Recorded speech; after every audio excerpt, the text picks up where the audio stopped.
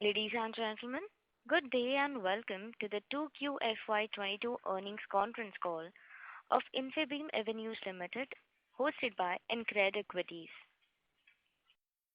As a reminder, all participants will be in the listen-only mode, and there will be an opportunity for you to ask questions after the presentation concludes. Should you need assistance during the conference call, please signal an operator by pressing star then zero on your touchtone phone. Please note that this conference is being recorded. I now hand the conference over to Mr. Sri Shankar. Thank you, and over to you, sir. Thank you, Ritika. Good evening, ladies and gentlemen. We welcome the management, welcome the participants for the 2Q FY22 results call. We have with us, representing the company, Mr. Vishal Mehta, the Managing Director, Mr. Vishwas Patel, the Executive Director, Mr. Srikanth Rajgopal, the President, Mr. Hiren Padhya, the CFO, and Mr. Purvesh Parekh, Head of Investor Relations. I now hand over the call to for his opening, and later we'll follow it up with question and answer session. Vishal Mehta, over to you, sir. Thank you very much. Good evening to all of you, and a very warm welcome to everyone to our FY22 second quarter earnings call. We are very happy to announce that Infibeam Avenues had the strongest quarterly performance ever. We have outperformed on several parameters, be it payments, including bill payments, marketplace platforms where we serve clients, price customers. To strengthen and expand our technology offering and to capture the upside in the fintech space faster, Infibeam Avenues is planning to raise capital, primary capital. We have never raised money in this scale post our IPO in 2016, and since then we have continued to build a profitable and a scalable business. The cash generated quarter after quarter from operations has been used to fuel our growth. And we see ample of opportunities for us. We have built a very unique business model with very strong moats that drive both growth and profitability for us. As we build a superior ecosystem of payments, from payments acquiring to issuing, domestic and international remittances, neobanking, lending, and cards, build on a global payment network as well as the payment network internationally, we need to apply a larger investment to these businesses as we aim to be one of the top fintech companies in the country. In this regard, we are looking forward to raising capital through primary mode as growth capital. With this, I hand over the call to our CFO to quickly update us on the quarterly performance. Over to Hiren. Hiren, all yours. Good evening, everybody. India offers huge headroom for growth in digital transactions. The digital payments market is poised for a strong growth, and mobile payments is expected to grow at a CAGR of 45% for the next 5 years to touch $3 trillion. COVID has accelerated the pace of digitization after demonetization. This is early days for India. We expect high growth to continue in the sector. This decade will be dominated by the fintechs. It is important to capture the underlying growth in this sector. And we have built a strong, scalable, and sustainable business to capture the upside to the fullest. Infibeam in the last few quarters has been focusing on growing its top line and at the same time ensuring profitability. We have proven time and again through our business model and our business strategies that growth can be achieved with profits.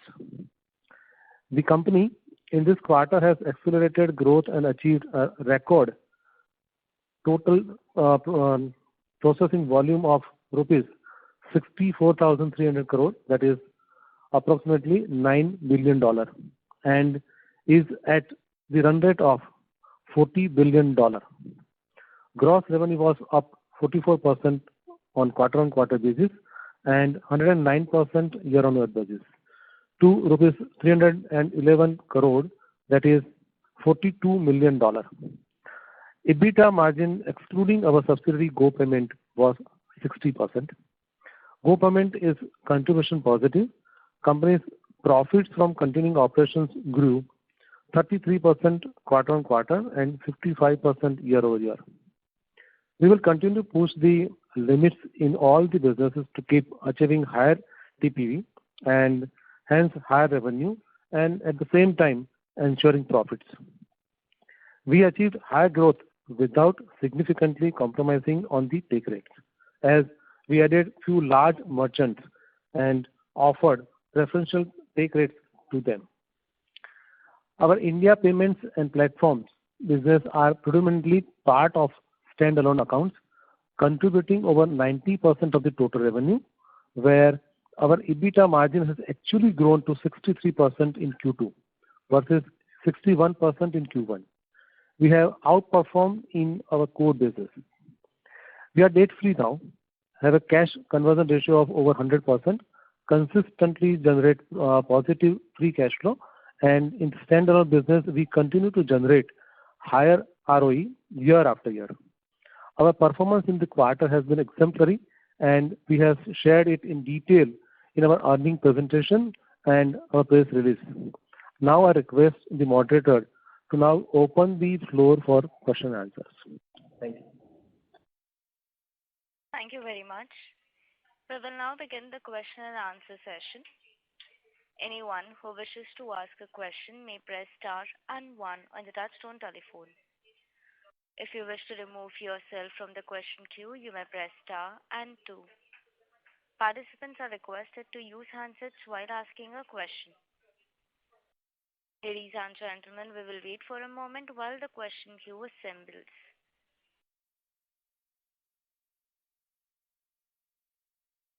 The first question is from the line of Unnati Bhavekar from KRChoksey. Please go ahead. Good evening, everyone. You've been giving this split of net revenues between transaction revenue and other operating revenue. And then I believe the transaction process-based revenue represent the net payment gateway and platform-based services revenue that accrues to Infibeam. I just wanted to understand what is this other net operating revenue that it comprises of. Does it or will include all new business revenue such as your AI-based credit platform, new banking services, then GoPayment services and software as a services revenue? So that is my first question. And second is, by when do we expect the other net operating revenue to become a sizable portion of the total revenue? Or do we continue to believe that the transaction-based revenue will be the dominant driver over medium to long term? Yeah, you're right. You are absolutely correct. This is Srikanth. The other operating revenue is basically we have services revenues, we have derivative works revenues, we have support AMC's VAS-based revenues and so on and so forth. So these are all non-transaction based, and this is also linear actually to our models, and it is not linear to our people, but it is actually business model is actually a growing model. And we have our existing large enterprise account signed up, and for which the revenue will get accrued actually to the company. And with respect to the, in order to educate the investors actually more from our business model perspective, we made out this chart saying that, what is going to be a net take rates driven revenue in terms of transaction based, both for our payment business and for our platform business, and of course non-transaction based revenues. And both the revenues are our two spin-off our business model, and they are in line with our industry patterns and also in line with our nature of our business. We've been hearing this that over a period of time, as the value-added services will become the sizable portion of the business, it will kind of lift up the margins and it will make it more consistent. So that is the reason this question. So do we believe that this non-transaction based revenue will become a sizable portion in the near future, or will it take its own time, or it will remain at the same kind of a proportion? Right now, at the moment that we are focusing the TPV based revenues, and TPV based revenues more the TPV, because as an organization as a business, we are fine-tuned actually for the TPV increase, and throughput is basically a measure of success. We always believe that higher the TPV, higher the revenues, and so on. Therefore, that having said that, we will not discount the non-transaction based revenues. That will also grow. Maybe the rate of growth in non-transaction based revenues like subscriptions, license, and setup fees and AMCs and stuff like that may not be as similar to the transaction based revenue. But having said that, that will also grow. Okay. And I've been trying to compare your market share, the RBI given data set. So is it fair to say that you've actually kind of grown the market share, while as of fiscal year 21, the digital payment transaction value has actually fallen for the entire country? But then in your case, actually, it has been growing and you've been actually capturing the market share. So is it fair to compare your TPV with the RBI given data? To a larger extent, what you're saying is right. And, I think while on one side we don't look at the market size and market, share and so on and so forth as a measure of our performance, but at the end of the day, that is a deriving factor. But we are focusing actually on our own business and our own TPVs and so on and so forth. And I think over a period of time that, that is a resultant factor of market share will automatically a byproduct result that will come. But as of now, yes, we are growing actually exemplarily very, very well. And our progression is actually, on a geometric side and not on an arithmetic side. Okay. But as you said that you've been trying to gain the corporate clients for bulk payments and so on, and you've been offering them a better rate. So will it not continue to affect the take rates going forward in the immediate future? That is the model of our business, and that is part and parcel of our business model. And as a B2B model, actually, that that is something which we will have to really do that. But as Vishal mentioned in the speech, actually, that we are not including TPV of B2B actually in our TPV calculations. But in terms of net take rates, yes, because it's a nature of the business, and it will continue to happen that way. Do you plan to kind of report it as well, the bulk payments that you do for the corporate in the total TPV? There may be a need actually. It's a competitive info and competitive data, and as and when there is a need, and we will definitely do that. Okay. Thank you so much. Thank you. Reminder to the participants to ask a question, please press star and 1.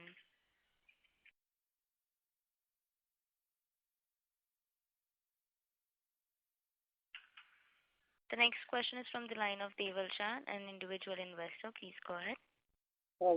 My question is to Mr. Vishal Mehta. He has told regarding that he will be raising capital. I want to know how much capital we are raising, and from equity or debt, from which mode we are raising the capital. Sure. So when we talked about raising of capital, we are a debt-free company. In fact, we have cash and cash equivalents in a few hundred crores. So whatever conversation and commentary we provided in terms of capital raise is equity capital, not debt capital. Srikanth, you want to take over in terms of what we will be utilizing the capital for? Yeah. Sure. Deval, the primary capital, as we talked about earlier, that this is the growth capital, and this is not required for our working capitals and so on. This is basically required to accelerate our growth in terms of technology upgradation for our enterprise payment platforms, technology upgradation for our GEM platform, marketplace platform, new country expansion. But for the COVID, probably we would have started definitely one more country by this time. But I think that is we are a little bit lag behind that.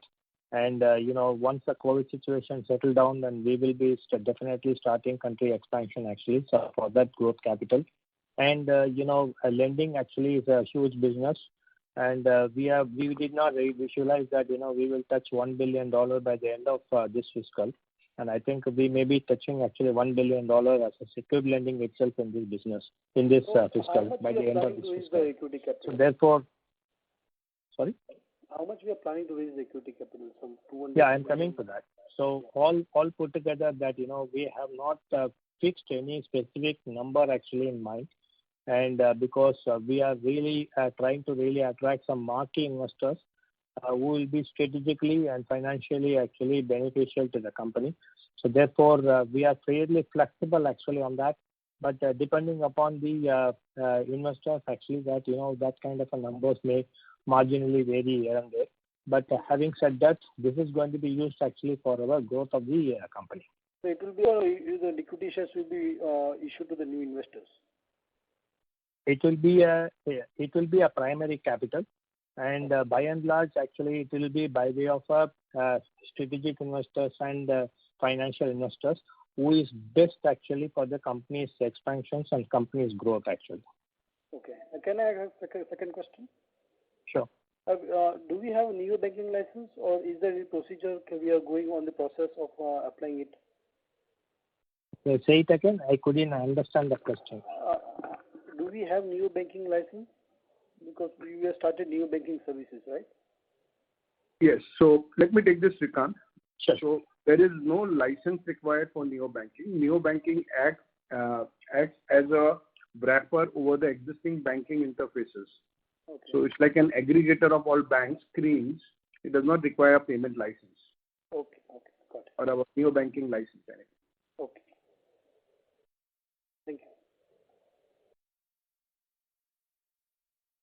Thank you. The next question is from the line of Ravi Mehta from Deep Financial. Please go ahead. Yes, thank you. This is Manav Vijay. So first of all, sir, am I audible? Yeah. Yes, sure. you are. Okay, thank you very much. So, sir, I have one question regarding the net take rate that we have. So now in this quarter, if my calculation is correct, we have come down to around 6 basis points compared to, I believe, 7 basis points last quarter and close to maybe 8 basis points last year. Now, considering and obviously we continues to be profitable. Now, considering the hyper competition that we are having, plus the capital that we intend to raise, so the aim is to grow profitably continuously, or let's say would you want to maybe let's say take the profitability slightly later, but actually grow disproportionately over, let's say over next 1 to 2 years, or let's say maybe for next few years? I will take this first question, then possibly Vishwas can handle the second one. You are absolutely correct, Mala Vijay Bhai, that the net take rates have come down by 0.6 actually bits in terms of net take rates, but there is a specific reason for that.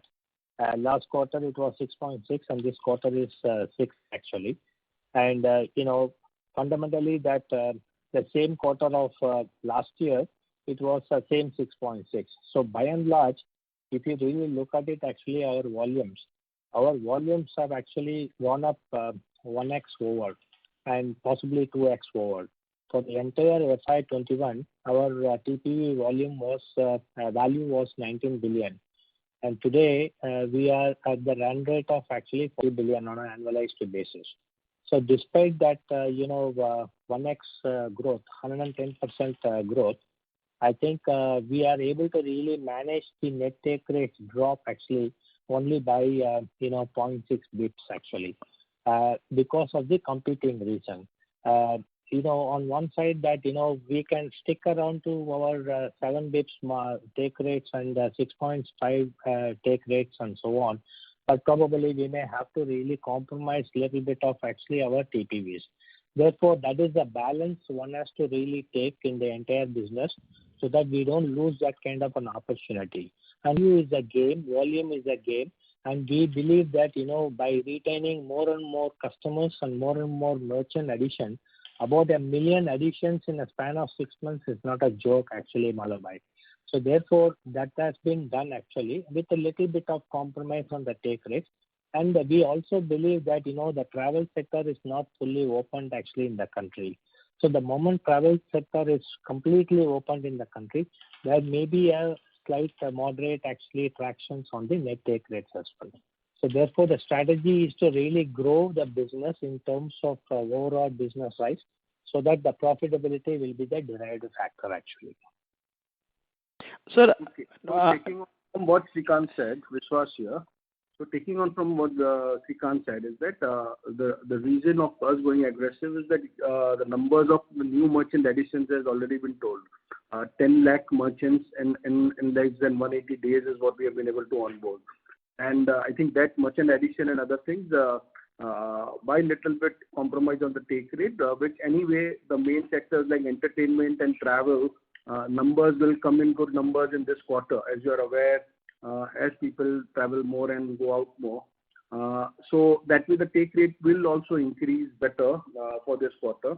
But having said that, the new merchant addition, so the main idea here is that the money that we are making from a payment business has to be supplemented with something major.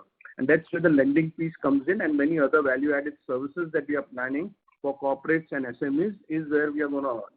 So the whole idea here is to go aggressive, get in the merchants, tie them up, and then offer VAT, lending, and all the other stuff. So that's where the real monetization will come in. That's where the real money that will come in over and above the take rate that we are talking about, which we are already doing at scale, will improve further. Madam. Sure. Thank you very much, sir. Thank you. Thank you. Before we take the next question, a reminder to the participants, anyone who wishes to ask a question may press star and 1. The next question is the line of Arvind Datta, an individual investor. Please go ahead. Hi, good afternoon to everyone. I have 2 questions. The first question is that in terms of the market share in the TPV business, how do we compare to other players in the payment gateway business? Are we among the top 3 players, and what is the difference between the industry leader and us? And my second question is there any update on the new umbrella entity license, and when is the RBI likely to announce the licenses to new players? Vishwas, would you like to take that first question?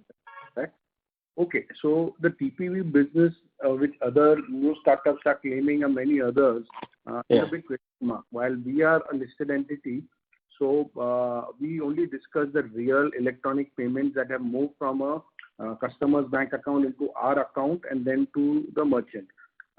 What some of the competitors are also doing is that bulk payout that they are doing by just uploading a file, like say if Dream 11 winners are there after a match, and you just process that file to do the payouts to all the winners, they are counting all that as their processing volume, which is not the case. So same thing, that's why when Vishal said in the B2B business, the neo-banking business, when we do the process, when we do the payouts to all the vendors or to all these kind of stuff, we don't count them as processing volumes. So the TPV word is very, what you call, very lame, because we are the only listed entity in the country today. The others are startups, so even an internal transfer from one account to that account, or like even if you are doing the merchant settlements, they will count that as the processing volumes. So TPV, no one knows for sure what's the real metrics, how they count it. We are counting a clear-cut payments that moves from the bank, from the customer's bank account to our nodal bank account to the merchants. So that's real processing. But having said that, TPV-wise, different numbers are floating. Definitely now with PayU Builders being one of the biggest players. So there is a lot of, then we are the second, we believe. But then there are a lot of new startups like Razorpay and Cashfree also claiming. And since they are not a listed entity and not in the open domain, how they calculate their transactions, while it's just a bulk payout also, as they count that as transactions or others, is a question mark. So we firmly believe we are the number 2 players there in the market as far as the TPV is concerned. But as the profitability is concerned, yeah, we are the only listed fintech in the country and a profitable one at that. Right. Regarding NUE, basically that, yes, as you all know that... as NUE license is concerned, yes, there are 4 or 5 parties, consortiums that have applied. We have participated in a consortium with Reliance Industries and 2 other foreign majors to this. RBI is looking at the application was the last update that we got. So maybe RBI will be scrutinizing the applications and maybe form a committee and other things going forward. But as of now, what we know is that they are just scrutinizing the applications. That's the status from RBI. Thank you and best wishes for the future. Thank you very much. Thank you. Thank you. Participants, to ask a question, please press star and 1.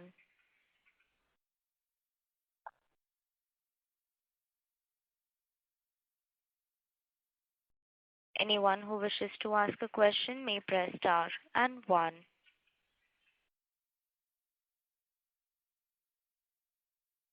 The next question is from the line of Hemal, an individual investor. Please go ahead.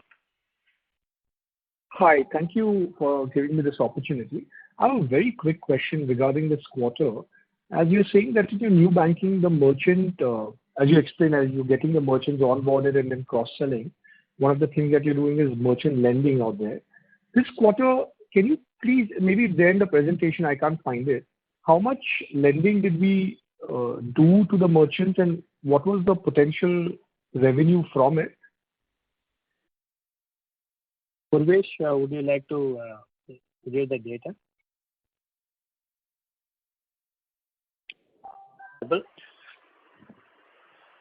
Yeah. So this quarter, we've done secured lending to the extent of 156 million. That's 3 times what we've done in the quarter 1. And we've given a guidance of 1 billion by the time we exit the financial year FY22. This particular segment, we're not reporting it separately in terms of revenue, but this secured lending is growing month on month for us, and the traction is increasingly there from the merchant side. Yeah. Okay. In addition to what Purvesh has said, that we started this lending piece actually in September 2020 practically from zero level. And end of the last year, that is March 21, we ended with $100 million actually of a loan size. And then we guided the market that we will do by the end of this fiscal 200 million, which is 2x. And based on our Q1 and Q2 performance, our present run rate is about roughly 50 million per month actually. This would mean that we are already doing 600 million on an annualized basis, which is 3x of our guidance number. So therefore, we believe that considering all our workings and considering the relationship with the merchants and so on, by the end of this fiscal year, we will be little crossing actually $1 billion. That is what we said in the speech earlier, that we will do actually 5x of our guidance number. And we are energized actually with this kind of a growth. And this is one of the growth driver actually for the company from the bottom line perspective. Thank you, sir. Just try to understand. So how do you, as I understood, this was where you're paying the merchant faster than the settlement or clearing and settlement would happen. This is one way of getting the money faster, and for that many number of days, you generate through your fintech partners or banking partners where you generate some incremental revenue out of it. Is that the model out here? I mean, am I correct? That's right. Basically that, under regulation, depending upon the merchants, we have T plus X number of days, which is a permissible days for settlement. But in this kind of a case that we may do it actually T plus 0. So there will be a faster acceleration of settlement. And therefore that, for that we will charge some bips actually extra from the merchants.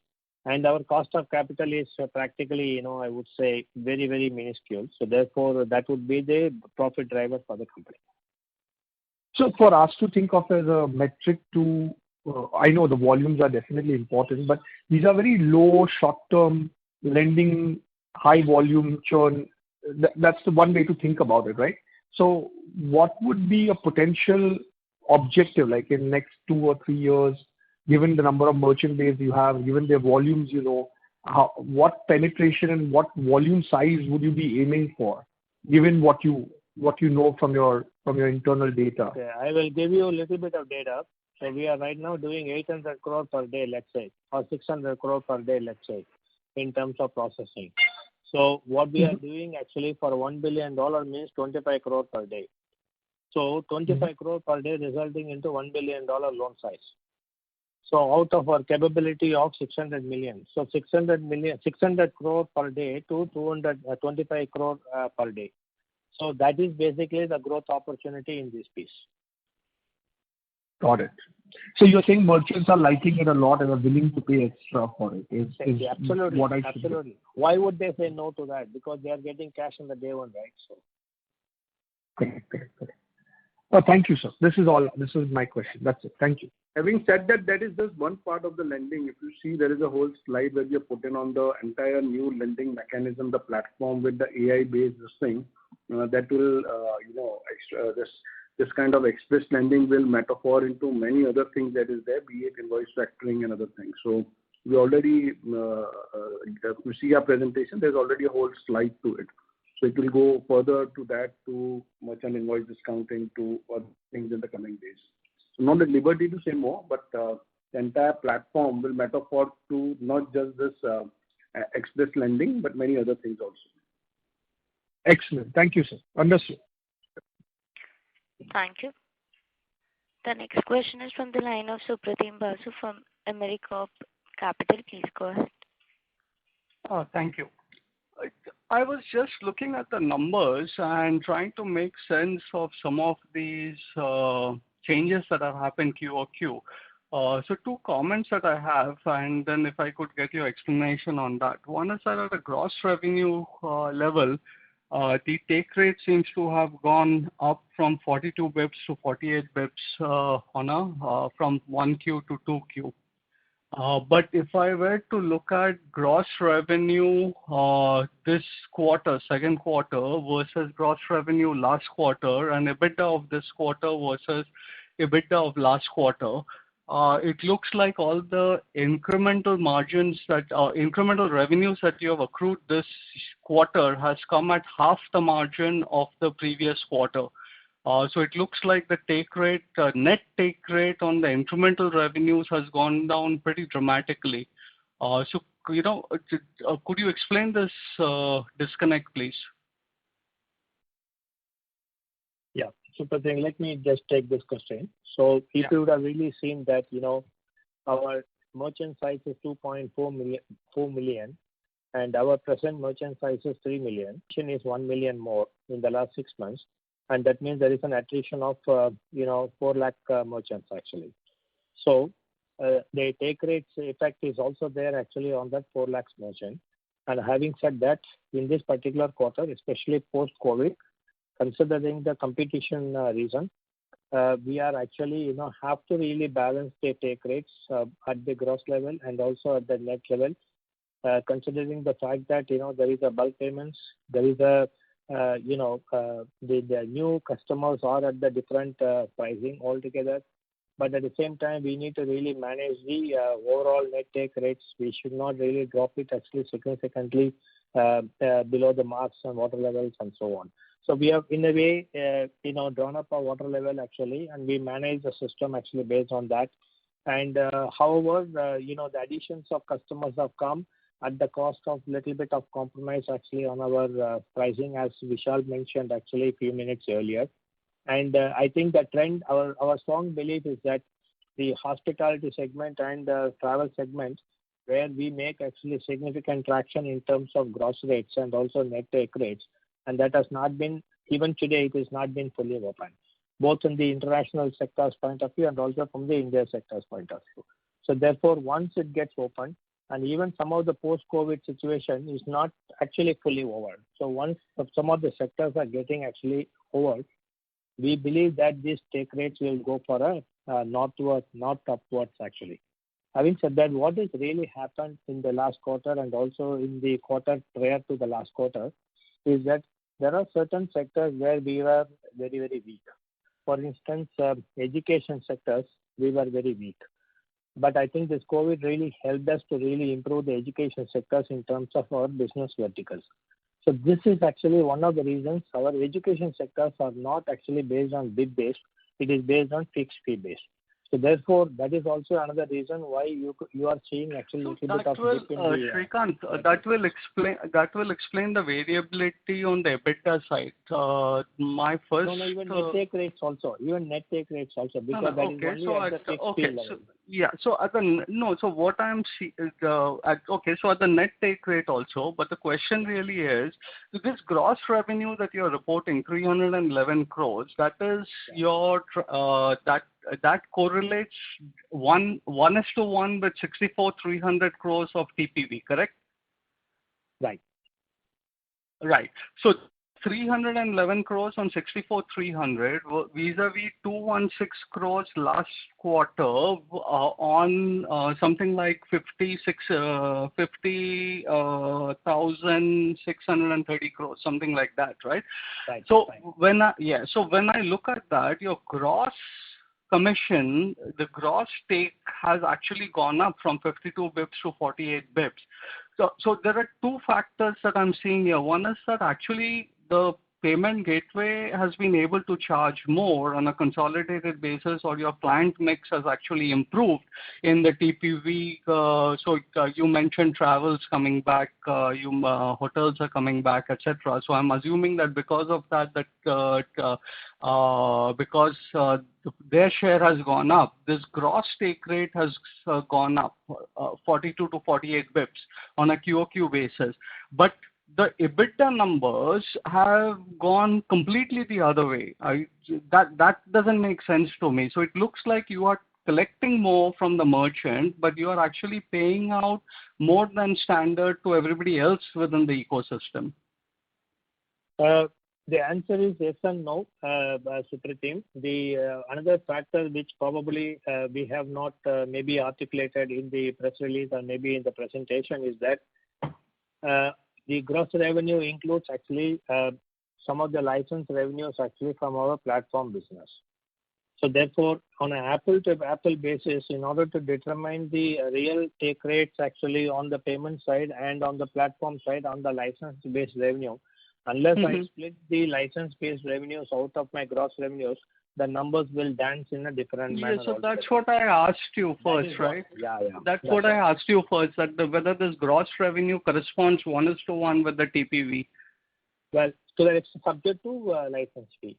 So there is a license fee component, there is an AMS component, there is a support component, and there are certain amount of installation fee component that is also included here in the gross revenue, for which it is not actually translated exactly to the TPV. So that is the reason why the numbers are actually dancing in a different manner. But I can work you through actually on an offline basis actually. Sure. Okay. No, that's good. Okay. Thank you. Yeah. Thank you. Participants, to ask a question, please press star and 1.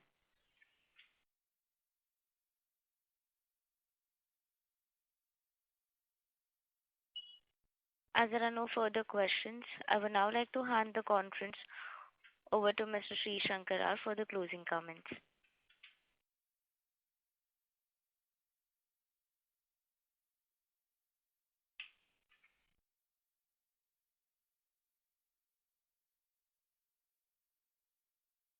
Mr. Sri Shankar, please go ahead.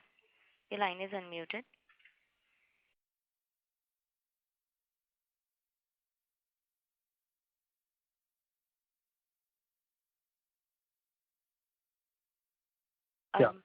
Maybe Purvesh, you can give a closing comment. Thank you everybody for being a part of this call, and we look forward to seeing you in the next quarter. Thank you. Thank you all for your time. Thank you. On behalf of InCred Equities, that concludes this conference. Thank you for joining us, and you may now disconnect your lines.